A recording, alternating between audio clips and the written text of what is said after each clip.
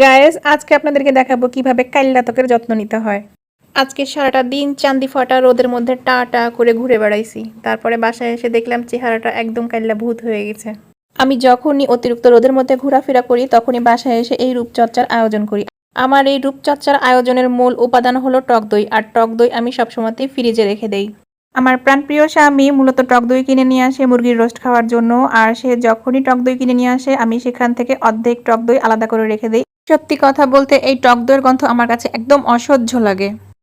কিন্তু যতই আমার টক দইয়ের গন্ধ অসহ্য লাগুক তারপরেও আমি টক দই মুখে মাখবই মাখবো। আমার আজকের এই রূপচর্চার আয়োজনে আমি নিয়ে নিয়েছি ছোট্ট এখন বাটি, আর বাটির মধ্যে দিয়ে দিলাম 1 চামচ বেসন, যে বেসন সবসময়তেই আমার রান্নাঘরে থাকে। আর নিয়ে নিলাম শঙ্খ পাউডার। এই শঙ্খ পাউডারগুলো মূলত আপনারা যে কোনো মুদিখানার দোকানে পেয়ে যাবেন।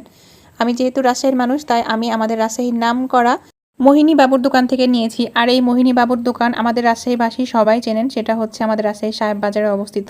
আমার কাছে শঙ্খ পাউডার ত্বকের জন্য বেশ উপকারী বলে মনে হয়।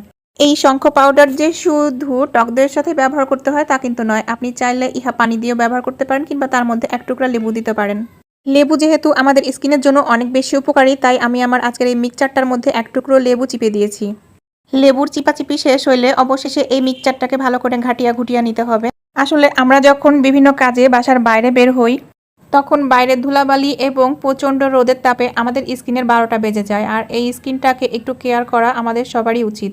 হয়তো বা কারো সময় হয় বা সময় হয় না, অনেকেই আসলে সময়ের অভাবে নিজের স্কিনের যত্ন নিতে পারে না। বিশেষ করে আমাদের মতো যারা কাল্লা মানুষ আছে তাদের স্কিনের একটু যত্ন নেওয়া প্রয়োজন, আর যারা ধলা প্রকৃতির মানুষ আছে তাদের কোনো রকম যত্ন না নিলেও চলবে।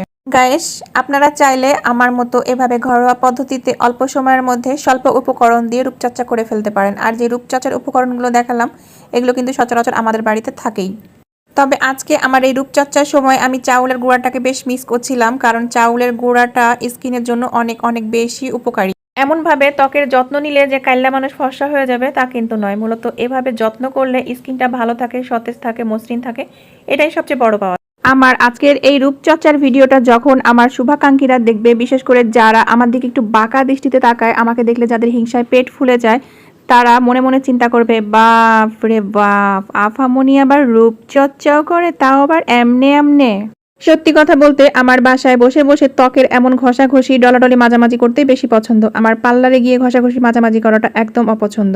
বড় গর্বের সাথে বুক ফুলাইয়া বলতে পারি জীবনে কখনো পার্লারে গিয়ে ঘষা মাজা করি নাই, তবে হ্যাঁ পার্লারে গিয়েছি চুল কাটতে। আমরা আসলে জীবন যুদ্ধে টাকার পিছনে দৌড়াইতে দৌড়াইতে নিজের যত্ন নিতে ভুলে যাই। শত ব্যস্ততার মাঝে সপ্তাহে যদি একটা দিন নিজের স্কিনের যত্ন নেওয়া যায় সেটাই কিন্তু যথেষ্ট। আমার বড় বড় ভাষণ শুনে আপনারা আবার মনে করেন না যে আমি সর্বদাই রূপচর্চা করি। আসলে বাইরে থেকে আসলে স্কিনটা অনেকটা ট্যান হয়ে যায়, দ্যাটস ওয়াই ঘরোয়া পদ্ধতিতে এরকম 2-1টা টিপস ফলো করলে দেখা যায় স্কিনটা বেশ ভালো থাকে। আপনাদের যাদের স্কিনে ব্রণজনিত সমস্যা রয়েছে আপনারা একটিবারের জন্য হলেও শঙ্খ পাউডার ব্যবহার করে দেখবেন। এই শঙ্খ পাউডার ব্যবহার করলে কিন্তু ব্রণের অনেকটা সমস্যা দূর হয়ে যায়।